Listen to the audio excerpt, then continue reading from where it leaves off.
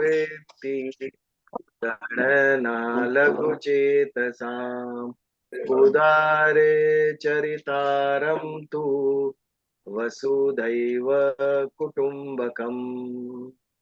ॐ अग्निमीळे पुरोहितं यज्ञस्य देवमरुद्विजम् ओतारं रत्नदातमम्। ओम शांति शांति शांति। सबसे अच्छी बात ये है कि वो जो कप्तानी का बोल वो पसंद आ रहा है। जो बल्लेबाजी में कोई भी कटौती नहीं। आराम कर। सभी से निवेदन है, नीता बहन आंटी को छोड़ के बाकी सब अपना अपना ऑडियो म्यूट पे कर दीजिए, वीडियो ऑन कर दीजिए सभी लोग, ताकि बीजन जी सभी को देख सके। और सबसे निवेदन है कि आप बैठ करके सत्संग में पार्टिसिपेट कीजिए और अपना ऑडियो म्यूट पे कर दीजिए सभी लोग।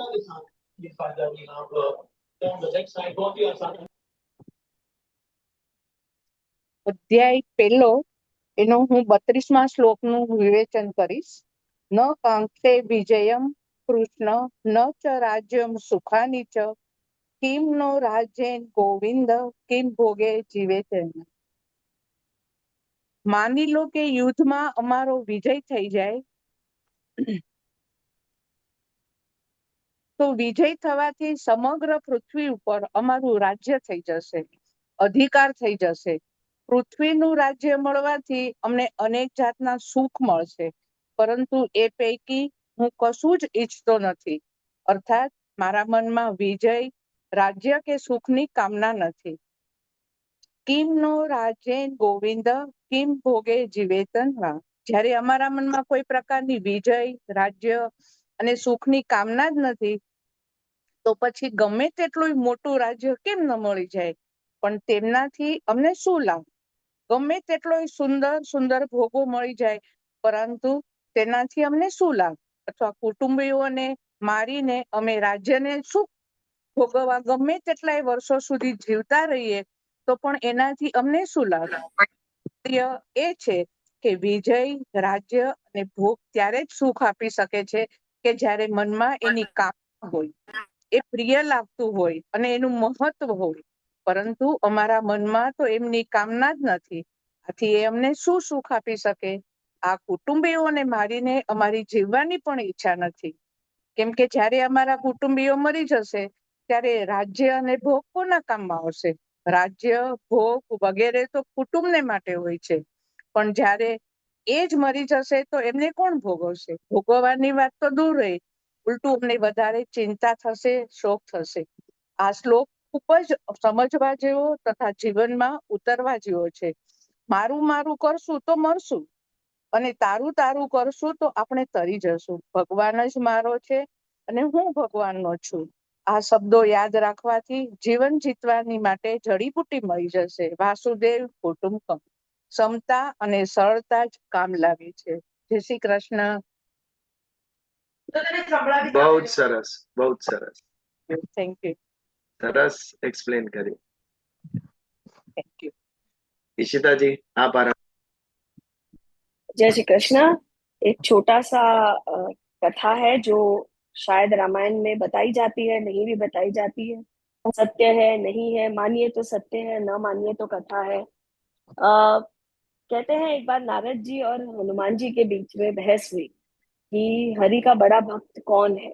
दोनों ही जानते थे कि रामचंद्र जी तो हरि है, अवतार लेकर आए हैं, और हनुमान जी और नारद जी आपस में उनके बड़े कॉम्पिटिटिव डिस्कशन हुआ कि कौन बड़ा भक्त है। तो हनुमान जी ने बोला, जब से महाराज ने राजपाट अपना संभाला है अयोध्या में, वो अब सब कुछ नोट करके रखते हैं। उनके पास में डायरीज है, उनके पास लिस्ट है, उनके पास पेपर वर्क है, वो एडमिनिस्ट्रेटर की तरह से सब कर रहे हैं। तो आप ऐसे करिए नारद जी, आप प्रभु के पास जाइए और उनसे पूछिए कि उन्होंने कहीं ना कहीं कोई लिस्ट बना रखी होगी, कौन उनकी भक्ति करता है, किसको उन्हें कुछ गाइडेंस देना है। तो आप प्लीज वो लिस्ट उनसे मांग करके उस पर चेक करिए, आपका नाम है कि नहीं, मेरा नाम है कि नहीं।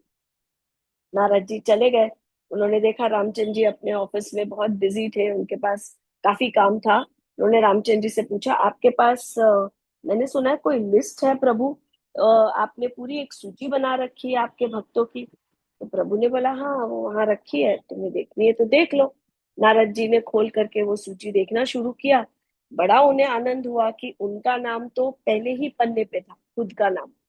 और फिर क्यूरियोसिटी हुई उनको, और उन्होंने बाकी भी अन्य पन्ने भी खोल करके देखे कि मैं देखूं तो हनुमान का रैंक कहाँ पर है, ताकि मैं वापस जा करके हनुमान को बताऊंगा।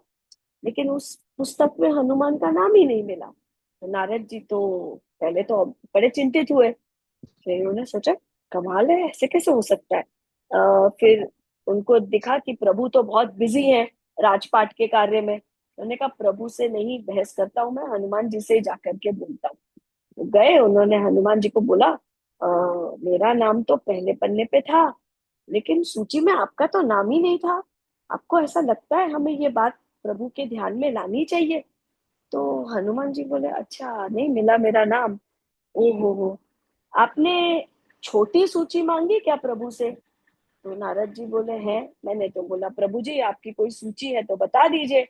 तो प्रभु जी ने जो बोला मैंने वो देख लिया। तो हनुमान जी बोले, उनसे बोलना वो जो छोटी वाली सूची है ना, एक बार वो भी दिखाइए ना, देखो शायद आपको दिखा दे। मुझे तो नहीं दिखाते, लेकिन मैंने देखा है। वो है ना अपने अंग वस्त्र के अंदर, उनके वहां पर एक छोटी सी कुछ एक पर्ची रखते हैं, वो छोटी सूची है उनकी। तो नारद जी फिर गए। अब रामचंद्र जी तो काम में बिजी थे, लेकिन फिर भी नारद जी ने हाथ जोड़े। रामचंद्र जी बोले, आज आप कैसे यहाँ वहां अंदर बाहर कर रहे हैं, बोलिए ऋषिवर क्या काम है? तो बोले, प्रभु अगर आपको आपत्ति ना हो तो ये हनुमान जी मुझे बता रहे हैं आपके पास कोई एक छोटी सूची है भक्तों की, तो क्या मैं वो वाली देख सकता हूँ? अब रामचंद्र जी का ध्यान गया कि बोले, ओहो, ये तो इसको मतलब एक मेरे सीक्रेट के बारे में पता चल गया है। तो रामचंद्र जी ने बोला, अच्छा ठीक है, आइए अंदर आइए। अंदर के कमरे में ले गए। उन्होंने अपने पॉकेट में से उन्होंने छोटी सी एक सूची निकाल कर दी, और वो छोटी सूची में सबसे ऊपर हनुमान जी का नाम था। लेकिन उस सूची में नारद जी का नाम नहीं था। नारद जी बहुत बहुत क्यूरियस हुए कि वहां हनुमान जी का नाम नहीं था, यहाँ वहां मेरा नाम था, यहाँ हनुमान जी का नाम है छोटी सूची में, यहाँ मेरा नाम क्यों नहीं है? अब उन्होंने बोला, अब रामचंद्र जी मुझे अकेले में मिल गए तो क्यों ना मैं उन्हीं से पूछ लूं। उन्होंने पूछा रामचंद्र जी को, ये हनुमान जी को पहली बात तो आपकी छोटी सूची के बारे में पता कैसे चला, और बताइए ये यहाँ जो नाम है वो वहां नहीं है, ऐसा कैसे हो सकता है? तो रामचंद्र जी ने बस एक ही वाक्य बोला, वो जो बड़ी सूची है वो मुझसे प्रेम करते हैं, जो छोटी सूची है इनसे मैं प्रेम करता हूँ। और ये बात सुन करके नारद जी हरि के पैर में तो खैर पड़ ही गए। रामचंद्र जी को नमस्कार करके फिर तुरंत हनुमान जी के पास गए। उन्होंने हनुमान जी को प्रणाम भी किया। उन्होंने हनुमान जी से कहा कि अ, ईश्वर का प्रेमी तो हर कोई है, तुम ही अनोखे हो जिससे प्रभु प्रेम करते हैं। तो एक जो ये सेंटेंस है इसमें, साधु संत के तुम रखवारे असुर निकंदन राम दुलारे, तो रामचंद्र जी उनको प्रिय है, पर वो रामचंद्र जी को उससे भी ज्यादा प्रिय है। वो रामचंद्र जी के प्रिय है, इसलिए हनुमान जी को राम दुलारे बोला जाता है। जय श्री कृष्ण। अबू बैन एडम मे हिज ट्राइब इंक्रीज। ये पोएट्री पढ़ना, भक्ति योग यही बात है। स्कूल यो में मद हम लोगों भक्त, को थी अबू बेन आदम। यो मद भक्त समे प्रिय। मुझे कौन से भक्त प्रिय है? ये सब 13 से 19वें श्लोक भक्ति योग के, इसके बाद करेंगे हम ब्रीफली, आगे हो चुका है। हाँ, आप जरूर इसके बाद भक्ति योग भले ही थोड़ा सा संक्षेप में करिए, पर करिएगा जरूर, क्योंकि अब हम लोग थोड़े से परिपक्व हुए हैं, और इस यात्रा पे अब उनके सारे हमें वो रेलेवेंस, हमें उसका ज्यादा हम उसको समझ पाएंगे। हमने आरंभ किया था भक्ति योग से 20 श्लोक के भक्ति योग में, तकरीबन 1.5 से 2.25 साल तक वो चला था bhakti yoga, because we were new in spirituality. तो एक एक संक्षिप्त में हमने समझा था एक एक शब्द को आध्यात्मिक एंगल से। एनीवेज, बहुत सुंदर। चलिए आगे बढ़ते हैं। विश्व रूप दर्शन, अध्याय 11।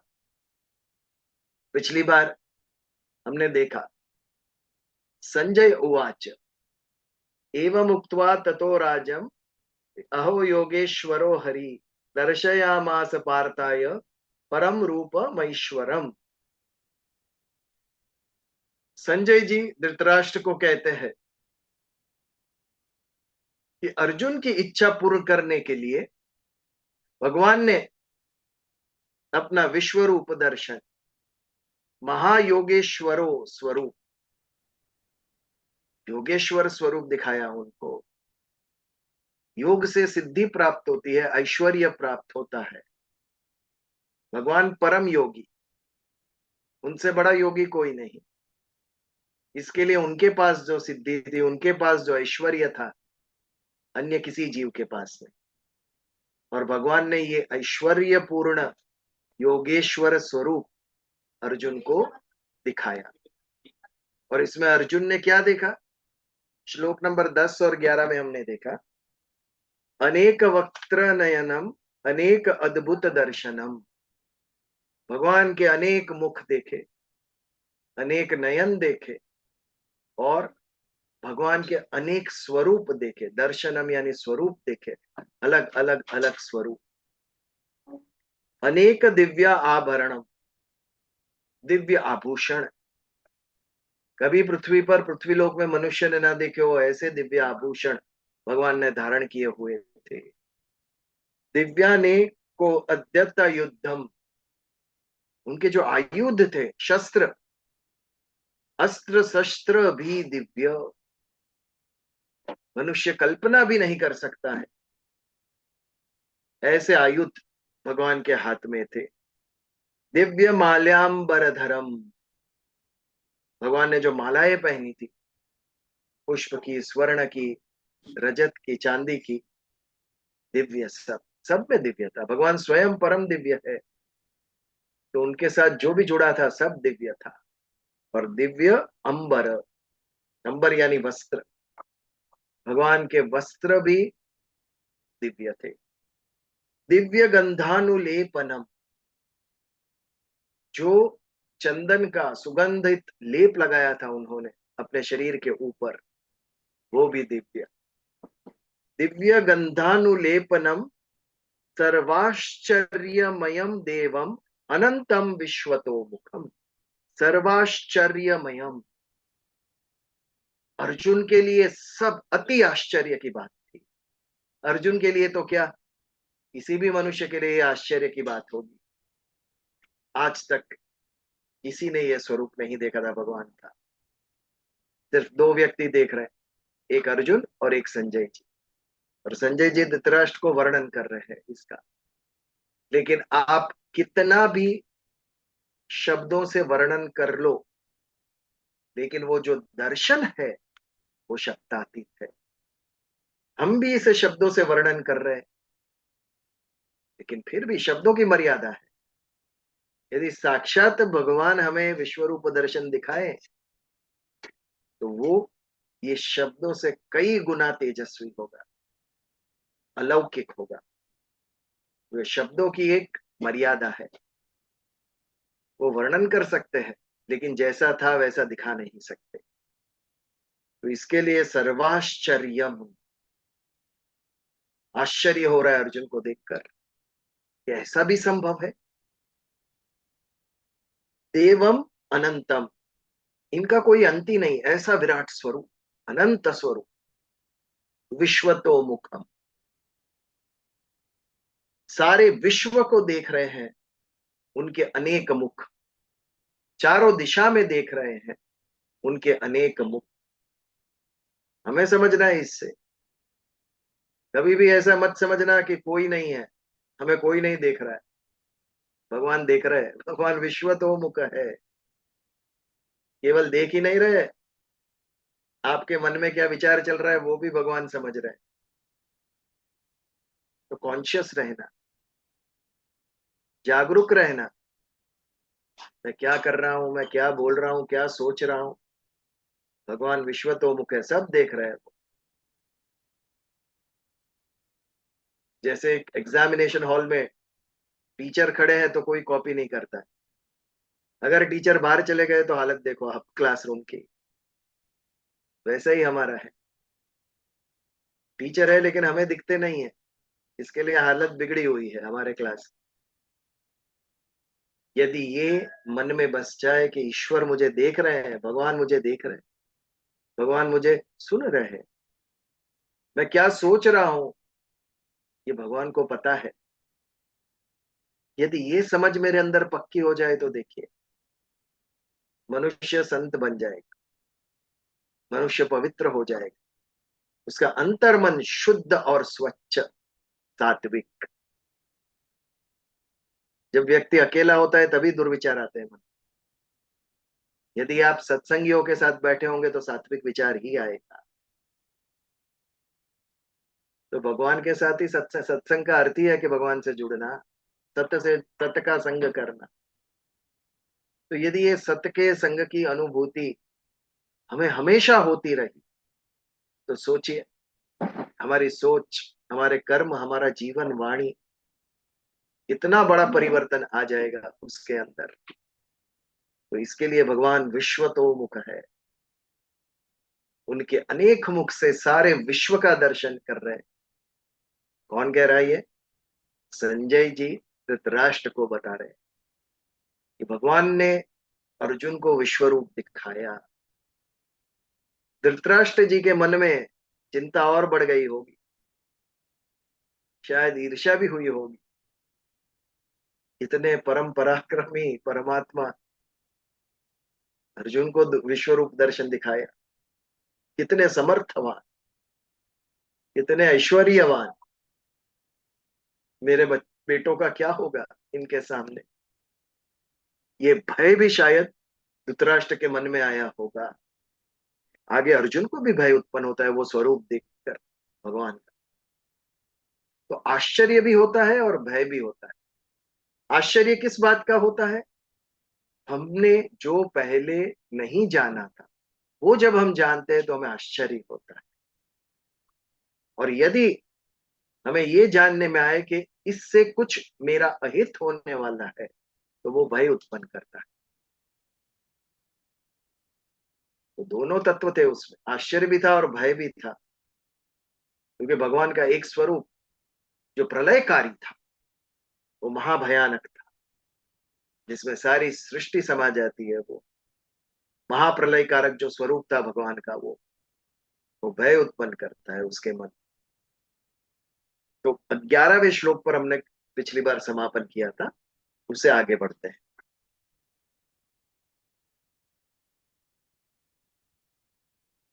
स्वरूप का वर्णन किया, अनेक मुख, अनेक नेत्र, ऐसे अलंकार पहने, ऐसे वस्त्र पहने, ऐसे आयुध है।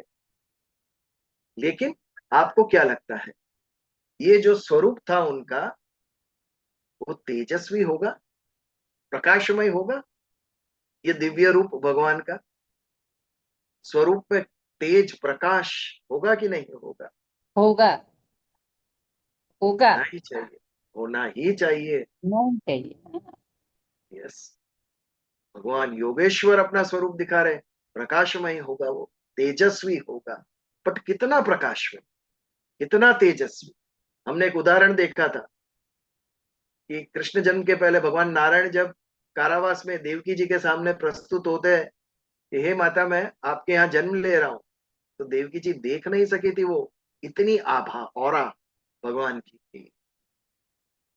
उन्होंने कहा नमस्कार, किंतु आप मनुष्य स्वरूप में आप वापस आइए, मैं देख नहीं सकती हूँ आपको, इतना तेज था भगवान। तो यहाँ पर तो स्वयं विश्व रूप दर्शन दिखा रहा है, कितना तेज था वो संजय जी धृतराष्ट्र को बताते।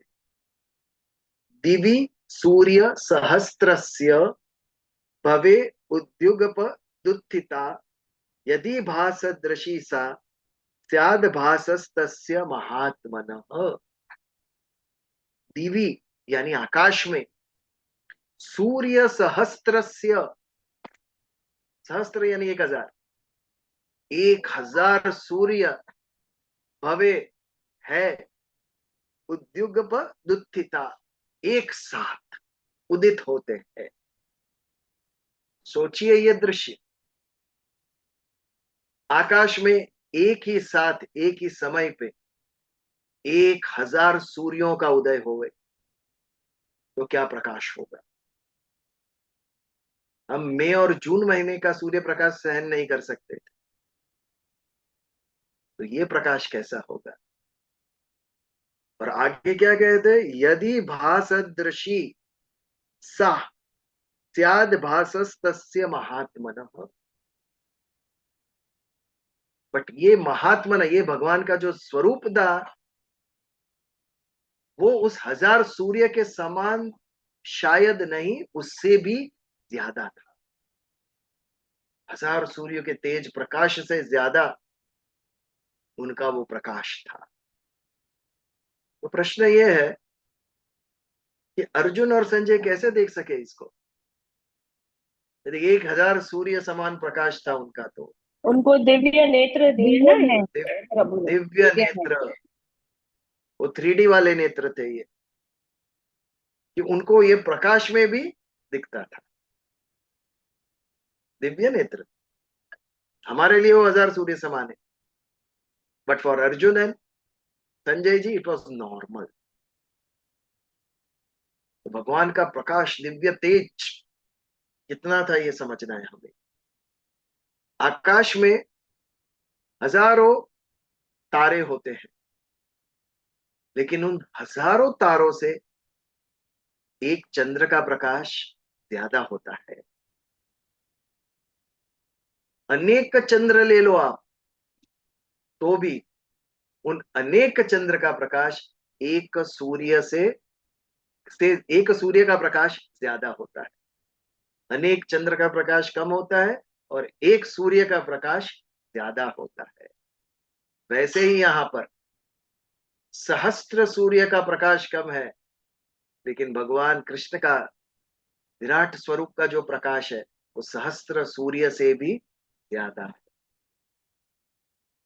15वें अध्याय में भगवान ने कहा, यदादित्य गतम तेजो जगद भासयते किलम यच्चंद्रमसीह यच्चाग्नो तत्तेजो विद्धि मामकम।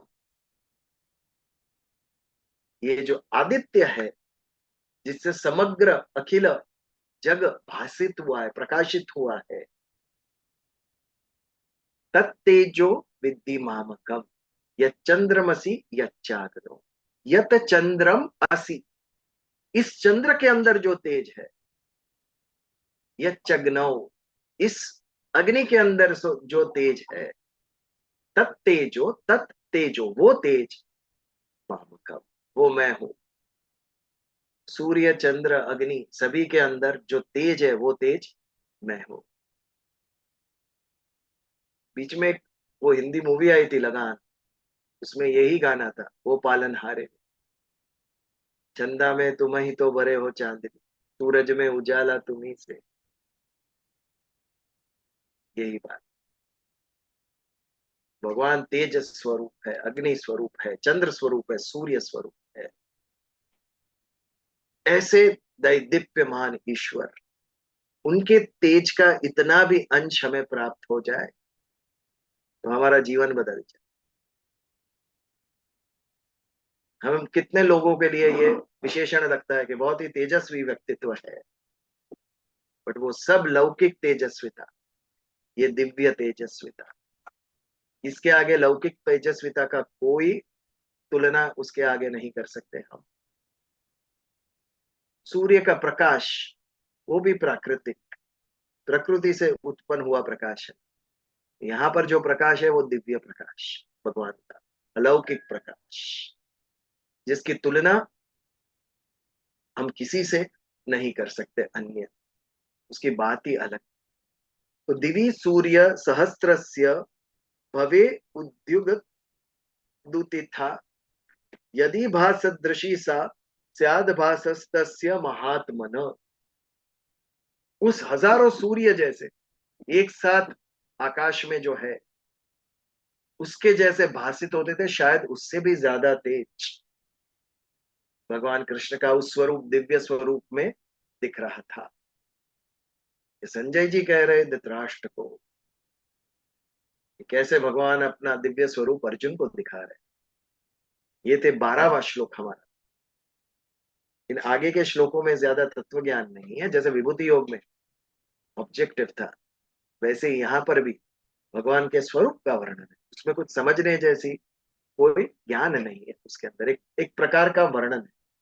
बट ये वर्णन भी हमारे अंदर श्रद्धा उत्पन्न करता है। भगवान का महात्म्य, भगवान का सामर्थ्य, ऐश्वर्य, इसे हमें अवगत कराता है। और यही हमारे अंदर श्रद्धा दृढ़ करती है कि मैं जिसके भरोसे पर हूं वो समर्थ है। मेरी जीवन नैया चलाने वाला समर्थ है। मुझे इसके अंदर कोई भय नहीं। यदि भगवान मेरी जीवन नैया चला रहा है, ये भाव हमारे अंदर से मन की दुर्बलता दूर करता है, हमारे अंदर आत्मविश्वास संपन्न करता है कि मैं अकेला नहीं, है मेरे साथ ईश्वर। तो ये 12वां श्लोक था। इसके ऊपर कोई विचार या कोई प्रश्न, या आगे बढ़े?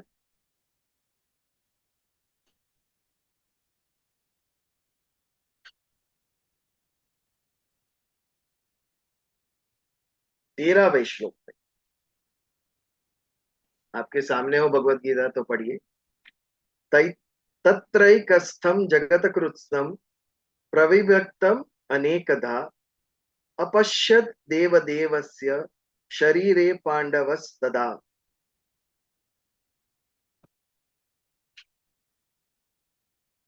तत्रैकस्थं जगतकृत्स्नं प्रविभक्तम् अनेकधा। विभक्तम, अलग अलग अलग यानी विभक्तम। अनेकदा यानी अनेक प्रकार से विभक्त। जगत कृत्स्नम, संपूर्ण जगत। तत्रय एकस्थम, उस स्थान पर, एक स्थान पर। अपश्यद देवदेवस्य, देखा अर्जुन ने। अर्जुन ने क्या देखा? पिछले अध्याय से भगवान कह रहे हैं कि अखिल ब्रह्मांड, अनंत कोटि ब्रह्मांड मेरे एक अंश में स्थित है। अर्जुन के सामने भगवान कृष्ण खड़े हैं और उनके एक स्थ यानी एक स्थान पर, एक अंश में अर्जुन सारे विश्व को देख रहा है। प्रविभक्तम अनेकदा। प्रविभक्तम यानी उसका अलग अलग अलग विभाजन किया हुआ है। कैसा विभाजन? एक तरफ सभी मनुष्यों को देख रहा है, ये एक विभाजन। एक ही अंश में सभी देवताओं को देख रहा है, ऋषियों को देख रहा है, प्राणियों को देख रहा है, पक्षियों को देख रहा है। अनेक सूर्य, अनेक चंद्र, पृथ्वी, तारे, ये जितना भी ब्रह्मांड है, समुद्र, नदियां, एक अंश में देख रहा है। जगत कृत्स्नम, सारे देवताओं को देख रहा है। अपश्यद देव देवस्य शरीरे पांडवस्तदा। अलग अलग अलग देवता को देखा है। ये देखकर अचंभित हो गया अर्जुन। सारा विश्व एक अंश में है भगवान के। आज तक हमने ये देखा भगवत गीता में कि विश्व के कण कण में भगवान स्थित है। भगवान चैतन्य स्वरूप से विश्व के कण कण में स्थित है। और यहां पर क्या देख रहे हैं? भगवान के एक कण में सारा विश्व स्थित है। आगे यही श्लोक आया था, इसमें भगवान ने कहा था कि मैं शरीर के अंदर आत्मा स्वरूप से हूं लेकिन अलुप्त हूं लेकिन अलग हूं। इसीलिए शरीर का गुण मुझे नहीं लगता। यदि शरीर और मैं लिप्त होते तो शरीर का नाशवान गुण मुझे लगता और मेरा नाश हो जाता, चैतन्य का। उससे विपरीत यदि हम दोनों एक होते तो चैतन्य का अविनाशी गुण शरीर को प्राप्त हो जाता और शरीर अविनाशी हो जाता। लेकिन ये नहीं हो रहा है। इसका अर्थ यह है कि शरीर के अणु अणु में चैतन्य होने के विपरीत वो तत्व अलिप्त है। वही बात यहां पर हम देख रहे हैं। विश्व के कण कण में ईश्वर है और ईश्वर के एक कण में सारा विश्व है। क्या प्रभाव है ईश्वर का! इतने से अंश में सारा ब्रह्मांड दिखा रहा है भगवान। इसके आगे जब बाल्यावस्था में थे भगवान कृष्ण, तब यमुना के तीर पे माता यशोदा को अपने मुख में ब्रह्मांड का दर्शन कराया था उन्होंने। मिट्टी खा रहे थे, माँ ने कहा खोलो मुख, मुख खोला और सारा ब्रह्मांड दिखा उसके अंदर। इतनी बड़ी पृथ्वी पे हमारा देश इतना, उसके अंदर हमारा राज्य, उसके अंदर देश, हमारा शहर, और उसके अंदर हम, सारी विश्व की तुलना में हम इतने से है। लेकिन इतने से में भगवान ने पूर्ण ब्रह्मांड दिखाया माँ को। ये सामर्थ्य है भगवान, योग है भगवान, परम योगेश्वर स्वरूप था उनका जब वो विश्वरूप दर्शन दिखा रहे थे अर्जुन को। तो अपश्य देव देवस्य, भगवानों के भगवान, देवों के देव, उनको देख रहे अर्जुन। सभी देवता एक कण के अंदर अनेक तरीके से विभाजित हुए, सभी कुछ एक अंश के अंदर। ये आश्चर्यजनक भी हो सकता है और भयजनक भी हो सकता है। तो आरंभ किया है भगवान सारे विश्व को दिखाने का अपने एक अंश में।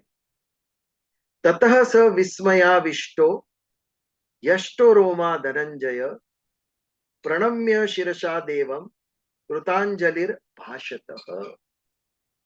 आगे अर्जुन कहते हैं, भगवान के विश्व रूप को देखकर अर्जुन बहुत चकित हुए। उनके रोम रोम में आश्चर्य हुआ, हर्ष हुआ। रष्टो रोम धनंजय प्रणम्य शीर्षा देवम, भगवान को प्रणाम करते हैं। और कैसे करते हैं?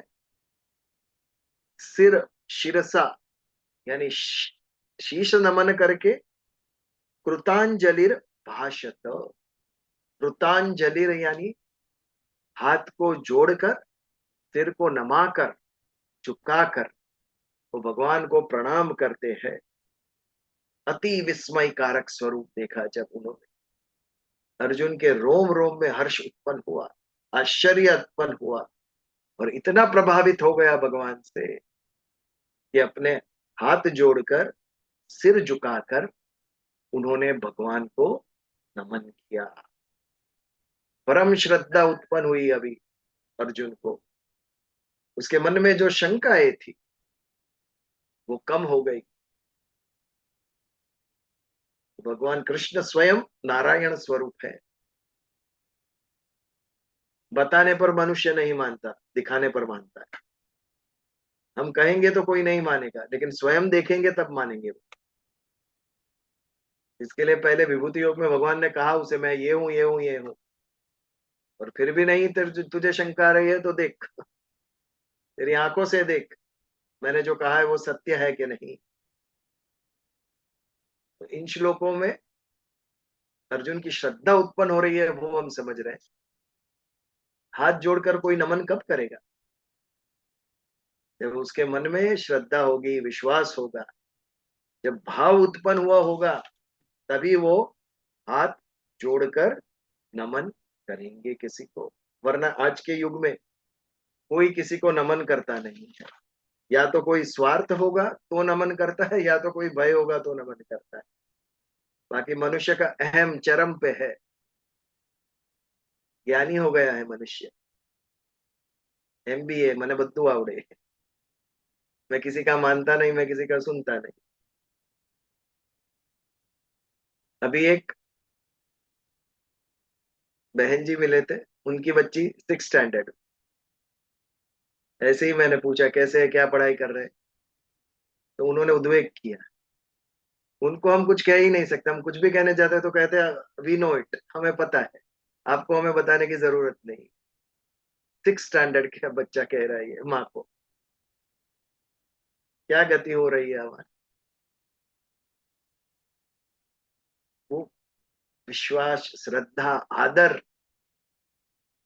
ये नहीं रहता। फिर कोई किसी का मानने को तैयार नहीं। मुझे जो सही लगता है मैं ही करूंगा, मैं क्यों किसी और का सुन। As an individual we are growing. एक व्यक्तिगत तौर पर हम बहुत बड़ी प्रगति कर रहे हैं, but we are failing as a community.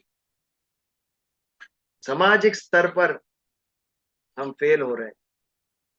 सामाजिक स्तर पर यदि साथ में चलना है, रहना है, काम करना है, तो हमारे मत को, ओपिनियन, साइड पे रखना पड़ता है।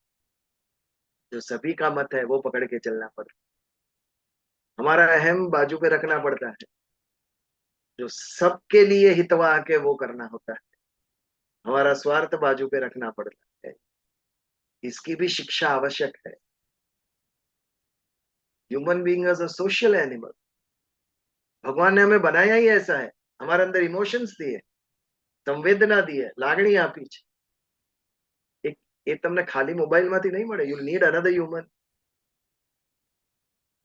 તમને તમારી बुद्धि को जैसे विचार की आवश्यकता है, वैसे मन को अन्य व्यक्ति से फीलिंग्स की आवश्यकता है। इसमें क्या है, इमोशंस में एप्रिसिएशन। ये बहुत बड़ा गुण है जो हमें मोटिवेट करता है। किसी ने थोड़ा भी अप्रिशिएट कर दिया तो देखिए व्यक्ति को मोटिवेशन मिलता है कि और अच्छा करें। ये एप्रिसिएशन मोबाइल से नहीं मिल सकता, एक व्यक्ति से ही मिल सकता है। हमें समझने वाला कोई चाहिए। मन में जब उद्वेग होता है तो कि जिसके आगे हम अपनी बात कह सके। ऐसा समझने वाला मोबाइल नहीं होता है, कंप्यूटर नहीं होता है, टीवी नहीं होता है। वो एक व्यक्ति होता है जो हमें सुने और हमें समझे। ये सब भी ह्यूमन नीड्स है, बट इसके ऊपर दुर्लक्ष्य हो रहा है। बुद्धि को ही तेज बनाया जाता है। क्योंकि वे जीतना है मुझे जीवन में। मुझे जीना नहीं है, मुझे केवल जीतना है। मेरे जीवन का ध्येय आनंद नहीं है, मेरे जीवन का ध्येय जीतना रह गया है। सारी जिंदगी दौड़ के धन कमाया और फिर पेपर में एक दिन आएगा इनका निधन हो गया। सारी जिंदगी धन कमाया और अंत में निधन हो गया। सत्य है, सभी का होने वाला। तो भगवत गीता से ये उपदेश लेना है हमें कि जो मेरे जीवन के ये वर्ष है, जो ये क्षण है, उसका मैं सदुपयोग कैसे करूं। इसको किस तरीके से मैं जीऊं जो मुझे भी आनंद दे और अन्य को भी दे। ये भाव, ये समझ केवल मनुष्य में है। ये हमें अन्य के लिए भी कुछ करना चाहिए। अन्य किसी जीव में ये समझ नहीं है कि सिर्फ मेरे लिए नहीं, किसी और के लिए भी कुछ कर सकता हूं। ये समझ केवल मनुष्य में है। यदि ये समझ हमारे अंदर नहीं है तो हम शायद पशुता की ओर जा रहे हैं। अन्य किसी जीव में ये समझ नहीं है कि केवल मेरे लिए नहीं, अन्य के लिए भी कुछ करना चाहिए। ये मनुष्य का एक दैवी गुण है, उसके ऊपर विचार होना चाहिए। सब मिलकर कैसे प्रगति करें, सब मिलकर कैसे जिए, सब एक दूसरे को कैसे सुखी करें। यदि ये लेवल पर हम विचार कर रहे हैं तभी हम मनुष्य सिद्ध होते हैं। और ये समझ हमें भगवान कृष्ण के जीवन से मिलती है। कुरुक्षेत्र के युद्ध में उनका व्यक्तिगत कोई भी फायदा नहीं था। कोई भी मतलब कोई भी फायदा उनका नहीं था। दुर्योधन हारे या पांडव हारे, उनको राज्य नहीं मिलने वाला। ना कोई सत्ता, ना कोई संपत्ति, केवल एक हायर गोल, धर्म संस्थापन। धर्म संस्थापन का हेतु क्यों? कि आने वाली पीढ़ियां, ये सारा विश्व, मनुष्य सब सुखी हो, दुखी ना हो। इसके लिए धर्म संस्थापन, ये लेवल पे मनुष्य सोच सकता है कि सारे राष्ट्र का, सारी पृथ्वी का उद्धार कैसे हो। इसके इस विषय में भी मैं जब सोचता हूं तब मैं मनुष्य, यदि मैं स्वयं के लिए जी रहा हूं, स्वयं के लिए सोच रहा हूं, तो मेरी आसुरी वृत्ति, आसुर राक्षस वो नहीं कि जिसके सिर पे सिंह है, बड़े दांत है, नाखून है, ये हमारी वृत्ति है, आसुरी वृत्ति। यदि मैं केवल मेरे लिए जी रहा हूं तो आसुरी वृत्ति। यदि मेरा स्वार्थ पूर्ण न हो, कोई अवरोध आ गया और क्रोधित होकर यदि मैं दूसरों का नुकसान करूं, विनाश करूं, वो राक्षसी वृत्ति। इसके लिए दुर्योधन, रावण, इन सबको राक्षस कहा गया, क्योंकि जब उनका स्वार्थ पूर्ण नहीं होता था, जब उनको क्रोध आता था, तो दूसरों का विनाश कर डालते थे वो। ये राक्षसी वृत्ति और मोहिनी वृत्ति, जो बिना कारण किसी को दुख देता है, वो मोहिनी वृत्ति। राक्षस तो तब विनाश करता है जब उसके सुख में अवरोध आता है, उसका स्वार्थ पूर्ण नहीं होता है। लेकिन मोह यानी मूढ़ता, अज्ञान, जो अज्ञानी है वो कोई भी कारण नहीं है फिर भी दूसरों का नुकसान करता है, तो एक आनंद आता है अपने आप में, ये मोहिनी वृत्ति। तो हमारी वृत्ति जो है वो ही हमारे कैरेक्टर को बिल्ड करती है, हमारे चरित्र को बिल्ड करती है। जैसी वृत्ति वैसा मन, जैसा मन वैसी इच्छा, जैसी इच्छा वैसा कर्म। जब अपनी मोहिनी पे, आसुरी और राक्षसी वृत्तियों पर हम वर्क करते हैं, उसको कंट्रोल में, नियंत्रण में रखते हैं, तब हमारी स्वयं की प्रगति शुरू होती है। वो परिवर्तन है, वो आध्यात्मिक परिवर्तन है। बाह्य परिवर्तन बहुत इजी है, नए कपड़े ले लिए, घर को नया रिफर्बिश कर दिया, डेकोरेट कर दिया, नई गाड़ी ली, ये बाह्य परिवर्तन। लेकिन आपके अंदर का परिवर्तन करके दिखाओ, आपके मन में जो ईर्ष्या भरी है वो निकाल के दिखाओ, आपके मन में जो द्वेष है वो निकाल के दिखाओ, वो भी हो सकता है यदि उसके ऊपर हम लक्ष्य दे तो। अपने आप को आईना दिखाना पड़ता है, मैं कौन हूं यह समझना पड़ता है, विचार करना पड़ता है अपने आप, क्योंकि विश्व का जो परम ज्ञान है वो बाहर नहीं है, वो मेरे अंदर है। आज जितने भी बड़े ऋषि मुनि, संत, बुद्ध समाधि लगा के बैठे हैं, तब बाह्य विश्व से पूर्णतः उनका कांटेक्ट छूट गया था, केवल अपने अंदर के साथ वो कनेक्टेड थे, और उस अंदर से उनको परम ज्ञान प्राप्त हुआ, क्योंकि आत्मा स्वयं चित्त स्वरूप है, ज्ञान स्वरूप है। और ये ज्ञान, दिव्य ज्ञान प्राप्त होने के बाद कोई वापस संसार में नहीं गया, केवल मनुष्य के उद्धार के लिए वो गांव गांव फिरते रहे, और उनको जो ज्ञान मिला है वो लोगों को बांटा है उन्होंने। यही तो परम ज्ञान है, ये जीवन का सत्य है जो हमें मनुष्य बनाता है। मैंने जो सीखा, मैंने जो जाना, मैंने जो सत्य समझा, वो अन्य तक लेके जाऊंगा। ये परम कर्तव्य मनुष्य सिद्ध होने का। आज हमने वो बोध कथा पढ़ी इशिता जी की, सुनी, इसमें भगवान को प्रिय कौन, ये बात थी। भगवत गीता में भी अंत में भगवान कहते, ये मेरा उपदेश जो अन्य तक ले जाएगा वो मेरा सबसे प्रिय भक्त।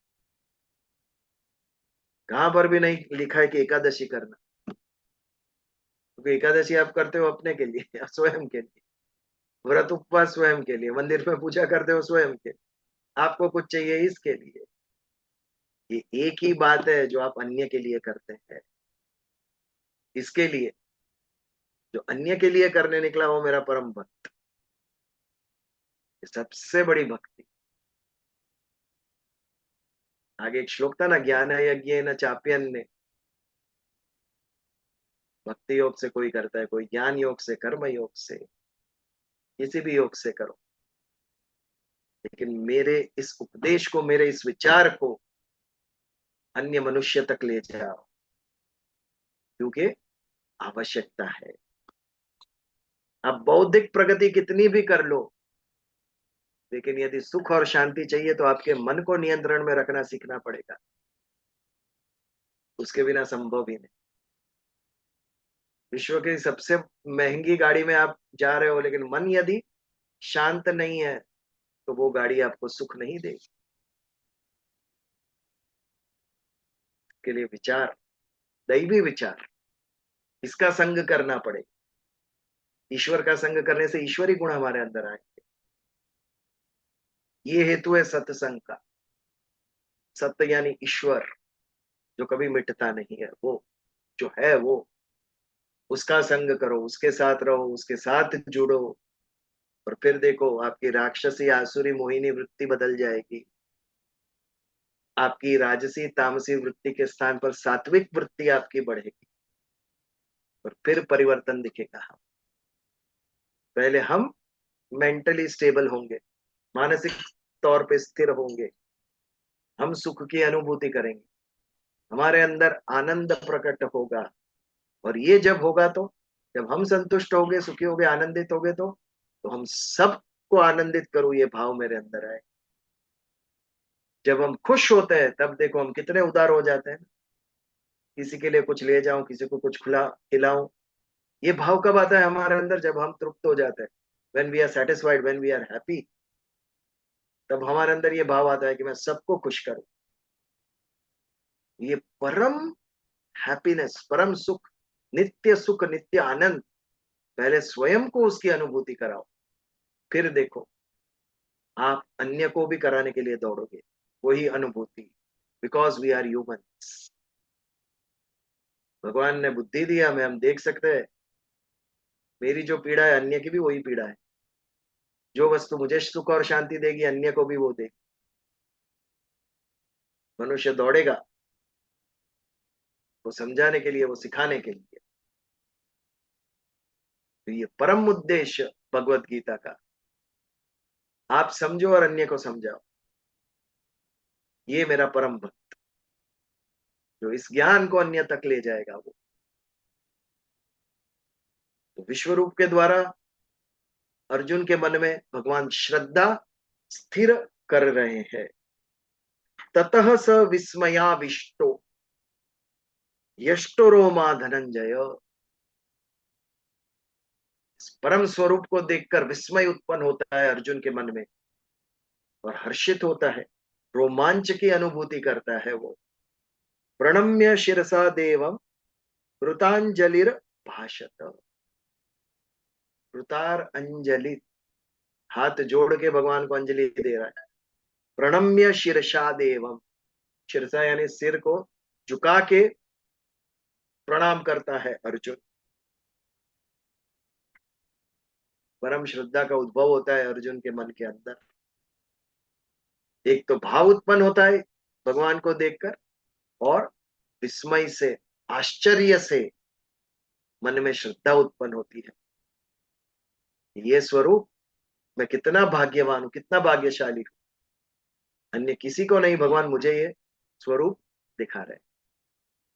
तो ये था 14वां श्लोक। 13वें और 14वें श्लोक के ऊपर कोई प्रश्न या कोई कुछ शेयर करना चाहेगा? Any questions? ज्यादा तत्व ज्ञान नहीं है इन श्लोकों में, वर्णन केवल है। बिजल जी, हाँ, this is just my point of view. पर एक आप किसी चीज का एक मैग्निफिसेंस अगर हम बोलते हैं कि यदि ईश्वरीय तत्व एनर्जी है, तो एक तरह से यहाँ पर हमें एक उन्होंने दृष्टांत दिया है कि ब्रह्मांड कितना बड़ा है और कितने मल्टीपल ब्रह्मांड है।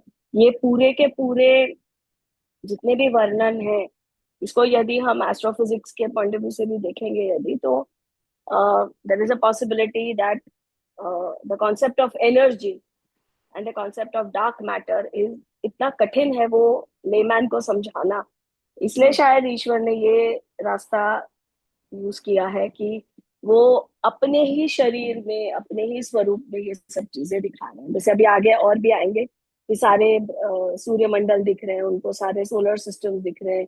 कई, जैसा आपने बताया भी, उनके मुंह में अनेक ब्रह्मांड, पूरा का पूरा ब्रह्मांड नजर आया उनको। तो एक ये हमें ना एक स्केल का हमें कॉन्सेप्ट समझ में आता है, जैसे कि सन की डायमीटर इतनी है, जुपिटर की उससे छोटी है, हमारी जुपिटर से छोटी है, चंद्र हमसे छोटा है। तो ये एक हमारे ही निकटतम नवग्रह में हमको एक स्केल का जो अंदाजा आ सकता है, तो इसी के बहुत ही बड़े परिप्रेक्ष्य में ये मुझे ऐसा लगता है कि इसको हम देखें तो ये शायद ईश्वर इस तरह से समझा रहे हैं कि ब्रह्मांड का पूरा साइज समझाने की बजाय मैं अपने स्वरूप में समझाऊं, ताकि तुम्हें उस चीज के प्रति श्रद्धा भी हो और वो चीज तुम्हें अपनी भी लगे। मतलब इतनी फैंटास्टिक है, इतनी फैंटास्टिक है, तो अपने आप तुमको उसके पावर में तुम्हें विश्वास आएगा। It is so fantastic. और अपनी आंखों से तुम्हें लग रहा है, तुम देख रहे हो। तो मुझे ऐसा लगता है कि ये एक तरह से पूरे ब्रह्मांड की संरचना बता रहे हैं इसमें। डेफिनेटली। आज नाम क्या दिया है?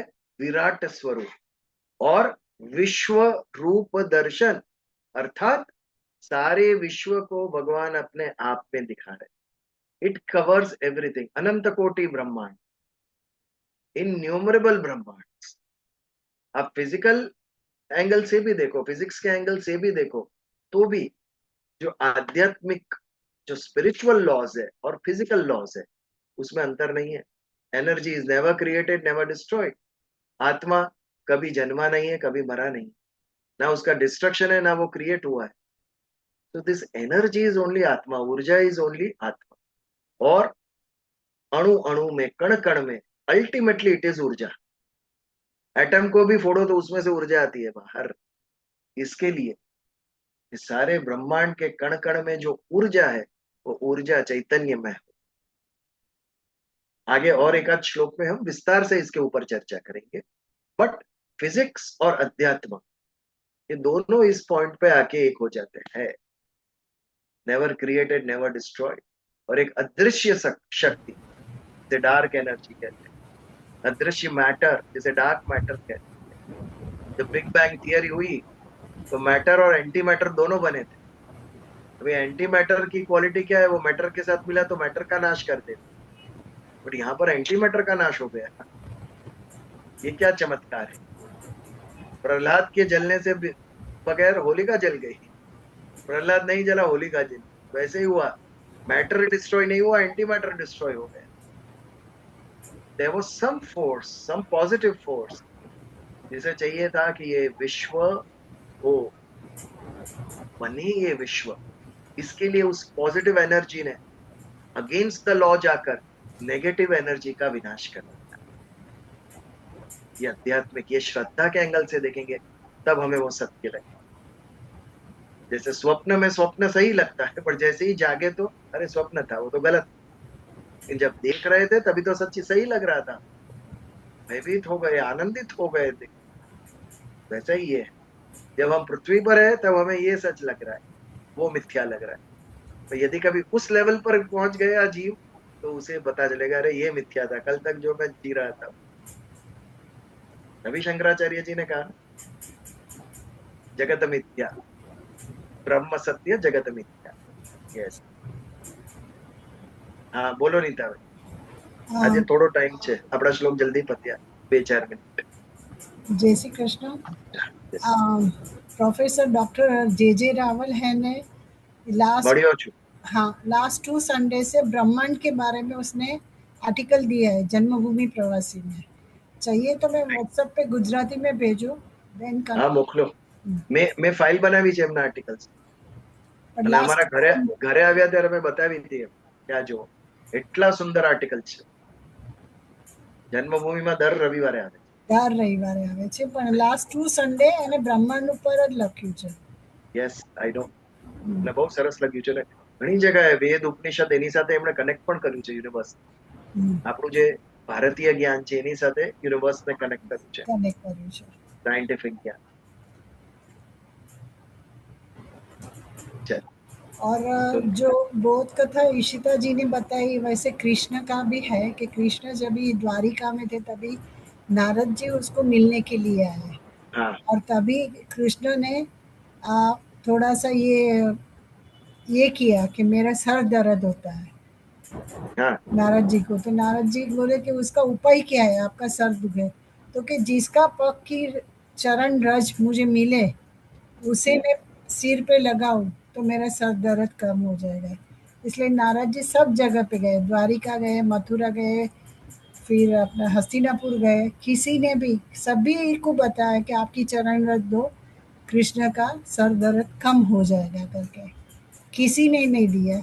जब भी वो इधर राधा रहती गोकुल थी गोकुल गोकुल पे गए, जब भी वहाँ गोपियों को बोला कि कृष्ण का सर दर्द होता है उसको चरण रज चाहिए, तभी सब गोपियों ने अपनी चरण रज दे दी। क्योंकि चरण रज देना यानी एक जात का पाप है कि अपने अपमान है।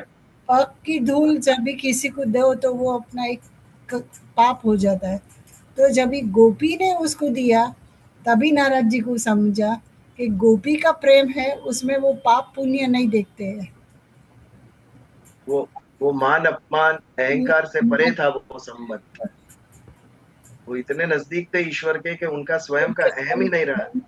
मान अपमान से ऊपर हो चुके थे। एक्चुअली एक्चुअली इसमें जो अभी आपने कहानी सुनाई, इसमें ये सत्यभामा वगैरह का जो एक ब्रह्म था, उसको नाश करने के लिए ये लीला प्रभु ने करी थी। तो सत्यभामा जी से पहले नारद जी पूछने गए कि आपकी चरण रज दो तो प्रभु का सरदर्द ठीक हो जावे।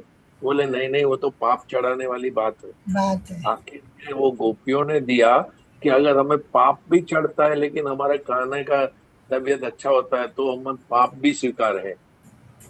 सही बात। तो उस समय जो है सत्यभामा जी का जो एक प्रकार से जो घमंड बोले या ईगो बोले, वो पर प्रभु ने अष्टरानियों में नाश से किया। सत्यभामा को ज्यादा घमंड था।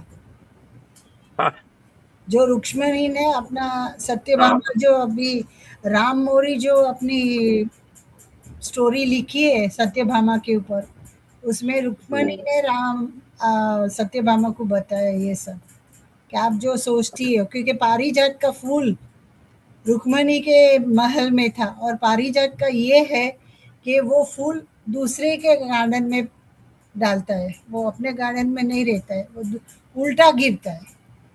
तो सत्यभामा को वो चाहिए था तो कृष्ण ने मना किया। फिर उसको सत्यभामा को पता चला कि रुक्मणी के पास ये है। अगली बार इशिता जी भूत कथा का टर्न कभी है? नीता डॉक्टर नीता वानी करेंगे। नहीं, उनके पास हाँ बहुत सारी क्यों कथाएं नहीं। हैं। हाँ हाँ क्यों नहीं। अगली बार हम ब्रह्म निर्वाण कोई ना कोई पारायण ठीक करेगा, उसके नेक्स्ट ट्यूसडे नीता हाँ बेन आप जरूर से कोई अच्छी सी बोध कथा सुनाइए, उनके क्योंकि पास बहुत सारी भजन, स्टोरीज है। हाँ भजन, भजन का अपना आनंद है लेकिन बोध कथा में सब एक साथ में सब डूब जाते हैं। तो जरूर से आप सुनाइए। चलिए देखिए। ठीक है, और कुछ या प्रार्थना करें? ओम शन्नो मित्रः शं वरुणः शन्नो भवत्व अर्यमा शन्नो इंद्र बृहस्पति शन् विष्णुरुक्रम। ओम शांति शांति शांति। जय श्री